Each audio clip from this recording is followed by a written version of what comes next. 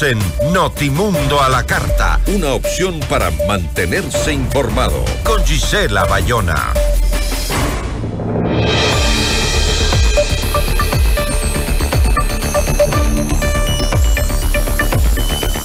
En medio de una economía que ya se había desacelerado antes de los apagones, hoy por hoy al menos 1.200 millones de dólares se registran en pérdidas en el sector productivo y en la economía formal.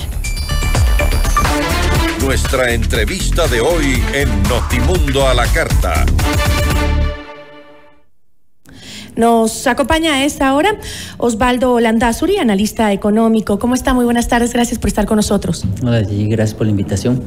Ahora, estas cifras que mencioné, 1.200 millones de dólares en pérdidas dentro de la economía formal, ¿esta cifra podría ir en aumento considerando que los últimos 3 meses del año son los donde las industrias, los comercios más facturan? Sí, y yo creo que también vas a ir teniendo distintos datos. Acordémonos que estos 1.200 millones pueden estar relacionándose con aquellos 12 millones por hora que comentaba la Cámara, más bien no comentaba, sino que mostraba la Cámara de Industriales de Guayaquil, me parece. La Cámara de Industriales de Pichincha hablaba de 20 millones de la jornada nocturna. Si nos regresamos al paro, ¿te acuerdas tú de los paros? Se hablaban de 1.100 millones y más o menos eran un mes los que duraron esas situaciones tremendas de paralización que tenía el país. Ahí tienes cuentas, Gisela, como para ver qué es lo que está pasando. Indudablemente son miles de millones de dólares, miles de empleos los que se están perdiendo y realmente quizás lo más desafiante para el sector industrial, para el sector de comercio, para la economía, es que todo es bien incierto. Es decir, tú tienes por un lado información de que los estiajes van hasta abril, por otro lado el presidente dice que van a ir disminuyendo, pero acordémonos que hace unos meses nos dijeron que no van a haber apagones.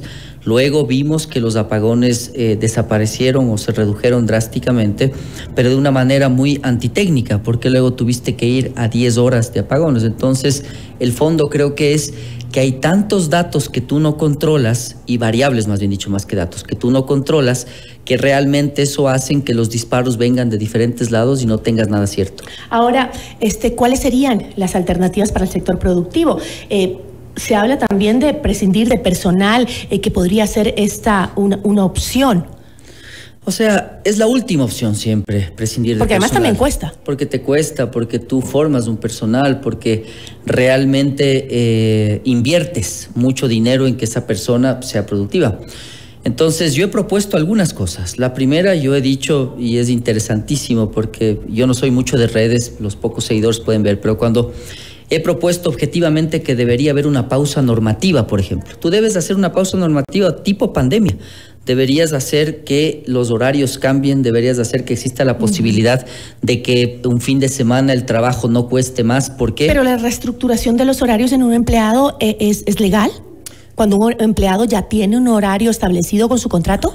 Depende a cómo cambias de ese horario. Por ejemplo, no es legal si tú le quieres hacer trabajar en la noche, que deberías pagarle más, y ese trabajador fue contratado para un horario diurno. Entonces, es ahí donde el punto mío va por entender que debería haber una pausa normativa. Entonces, ahí encuentro los dos polos. Unos me dicen que soy de todo porque quiero afectar a los empleados. No. Lo que queremos es perder la menor cantidad de empleos posible. Entonces ahí tienes una propuesta, una alternativa para salir de esto. Pero el Ministerio de Trabajo debería liderar esa pausa normativa. Yo sí entiendo a los empleados que dicen, ay no, claro, para que nos abusen, nos maltraten, para que hagan con nosotros lo que nos da la gana. Eso tiene que ver con la falta de control justamente de las instituciones adecuadas para que esto no se dé. Porque si bien tú le dices como autoridad al empresariado, le dices, bueno, vamos a hacer una pausa normativa en donde ustedes pueden tomar decisiones para que no procedan a despido. Entonces, ¿qué hacen? Van a abusar muchos de los malos, digamos, empresarios, porque también hay buenos que son honestos y que quieren mantener a su gente bien y tranquila. Pero lo cierto es que si la gente piensa eso, es porque hemos tenido años de abuso. Por supuesto. Y de falta de control del Estado. Sería un importante ahí que el Estado participe con un control. Sí, y también que no estamos diciendo que sea unilateral el tema, ¿no? Al menos yo. Es decir, yo yo, gracias a Dios que no soy ningún vocero de ninguna cámara, lo que propongo es esto viendo que se van a perder muchos empleos, pero eso debería partir de un acuerdo. Es decir, por ejemplo, un trabajador que tiene un fin de semana normal de sábado y domingo, tal vez si no tienes electricidad lunes y martes y miércoles y puedes trabajar sábado y domingo, entonces el fin de semana de ese trabajador se transforme en lunes y martes. A eso me refiero. Pero indudablemente incluso eso debería quedar inscrito en el ministerio para que sea un asunto legal y transparente. ¿Y eso se puede dar en un acuerdo entre empleado y empleador? Yo creo que sí. O sea, pasó en la pandemia y creo que es lo más sensato, porque de lo contrario, si tú ya tienes rigidez con la dolarización, ya tienes rigidez con tu tema fiscal, que hablaremos en otra ocasión, tienes rigidez con las leyes laborales, tienes rigidez con las tasas de interés. Eres tan rígido, Gisela, que realmente cuando tienes shocks externos, y es un shock externo, porque no está lloviendo, entonces algo que no controlas. Entonces tu economía se encoge, se contrae porque tú no puedes reaccionar. Entonces esas rigideces que acompañan a la dolarización, que es un tipo de cambio fijo por naturaleza, son las que agravan más el problema. Esa es una propuesta. La otra propuesta es... Perdón, hay justamente en ese camino algunas sugerencias que ha hecho la Superintendencia de Bancos, como la reestructuración de los créditos de algunas, de las empresas que lo pidan, ¿no? Pero me preguntaba yo si es suficiente con una sugerencia de una institución como la Superintendencia de Bancos. No es suficiente, realmente el banco no va a hacer caso omiso de lo que le diga la superintendencia. Lo que sí va a hacer el banco es conversar con cada cliente y tratar de entender cuál es la situación de cada uno en función también y entendiendo el legítimo derecho que ellos tienen a ver que el negocio sea viable. Entonces, lo que hemos visto en cuanto a los depósitos y a los créditos es que los créditos han caído más que los depósitos, sobre todo en los últimos meses. Tienes espacio para prestar más dinero, pero obviamente se está viendo también que la morosidad se ha incrementado en ciertos segmentos. Entonces ahí lo que podrías tú hacer es tratar de entender qué segmentos pueden ser susceptibles, tal vez las pequeñas y medianas empresas, justamente para invertir en generación. Pero ahí viene el otro tema. También necesitan créditos más baratos. Y ya, sí, me parece una tomadura de pelo eso de la ministra de decir tenemos un crédito preferencial en Ban Ecuador a una tasa del 16%. Entonces decía, por Dios, voy a Diners, o perdón por decir el nombre de la marca, voy a una tarjeta de crédito y le saco un crédito más barato que el 16%. Entonces es una grosería realmente que tengamos funcionarios que están tan alejados de la realidad. Pero el punto mío iba aquí, cuando estuve yo reunido con el ministro Goncalves, justamente el ex ministro, una primera pregunta que yo le hice fue, dígame su peor escenario con su árbol de probabilidades y la probabilidad de que eso suceda, para prepararse. Y segunda pregunta fue, ¿qué alternativas tiene el sector privado para evaluar un proyecto de generación a un poquito más? Nada, o sea, no tiene ni idea. Entonces, nada. No le contestó, no le respondió. No, o sea, se dio las vueltas y no me respondió nada.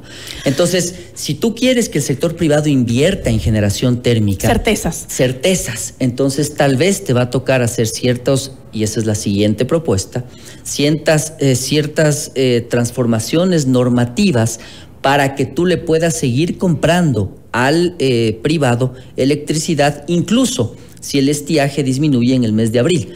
¿Por qué? Porque, Gisela, esto no es un tema solo de este año, va a ser constante.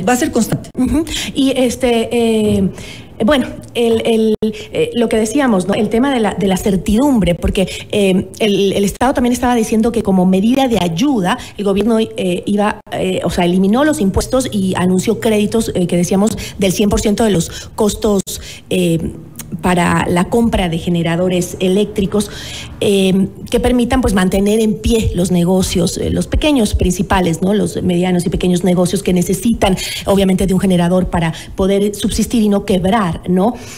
Pero mientras dicen eso, también sale el presidente a dar una cadena diciendo que van a disminuir poco a poco los apagones hasta diciembre, va bajando las horas. Entonces, ¿qué hace? Me decía el otro día un señor de un negocio que tenía cerca de mi casa. ¿Qué hago? ¿Compro o no compro? Para mí, $600 de un generador eléctrico es muchísimo dinero. ¿Compro o no compro? Por más que me den a plazos y sin impuestos, es un dinero que no lo tenía presupuestado. Correcto. Entonces, ¿qué hago? ¿Compro o no compro? ¿Se acaba o no se acaba en diciembre? ¿Me aguanto hasta diciembre o compro?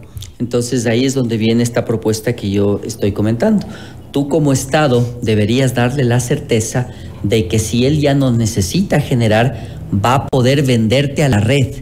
por un tiempo determinado que le permita recuperar su inversión. Entonces es bien lógico lo que yo estoy proponiendo, es decir, hagamos todos un acuerdo nacional. Llenamos por ejemplo, en Colombia tienes una capacidad térmica privada de generación, 400 Los privados megas. Son los que nos venden a nosotros. Ellos nos vendieron a nosotros y nos vendieron a 40, 50 Pero está centavos. controlado por el Estado. Correcto. Y es el Estado el que le dice, ya no puedes vender más a Ecuador, claro, porque el estiaje también nos está afectando. Así que la energía se queda para nosotros. Correcto. Entonces, eso podríamos hacer nosotros. Ahí es donde entiendes mi punto. Si es que tú como Estado analizas más allá de un mes o 2 meses, entonces, ¿cómo se resuelve este tema? Invierte en su generador, le financio el generador y le voy a dar la certeza de que usted puede venderle a la red durante un año para que recupere su inversión. Se acabó el problema. Entonces ahí ya no tienes la pregunta que están haciendo muchos. Pero la normativa hay que... Pero tienes que hacer que la normativa cambie y para eso necesitas decisión política. Y estamos en un año preelectoral, una campaña electoral. Y claro, y ahí te das cuenta de el tema la ley no apagones y la nueva ley. Eso debió haber hecho el presidente en los primeros meses de este año. Eso era lo fundamental. El problema es que estabas viendo cómo te peleas con la vicepresidenta, cómo haces pactos con Revolución Ciudadana y con Socialcristianos, en vez de ir, yo he dicho en varios medios, irte a la NASA, irte a las agencias de clima de China. Tienen algoritmos que son extremadamente efectivos. Sabías el problema al que te metías. Entonces ahora en esta nueva ley yo le veo incierto, me voy a reunir con asambleístas en estos días, voy a consultar el tema, pero se ve incierto ya porque es otra asamblea. Entonces capaz que a muchos actores les va a interesar que el presidente fracase en su proyecto de tener más generación justamente por un tema político. Entonces el timing tampoco es que correcto. Son capaces de eso, ¿no? Sí, es bueno, probable. Pero en todo caso, su opinión concuerda muchísimo con la de los técnicos, ¿no? Hay que abrirle espacio a la empresa privada porque si no, simplemente la solución va a demorar mucho. Muchísimas gracias. Un gusto, Gisela. Nos acompañó Osvaldo Landazuri, analista económico. Notimundo a la carta.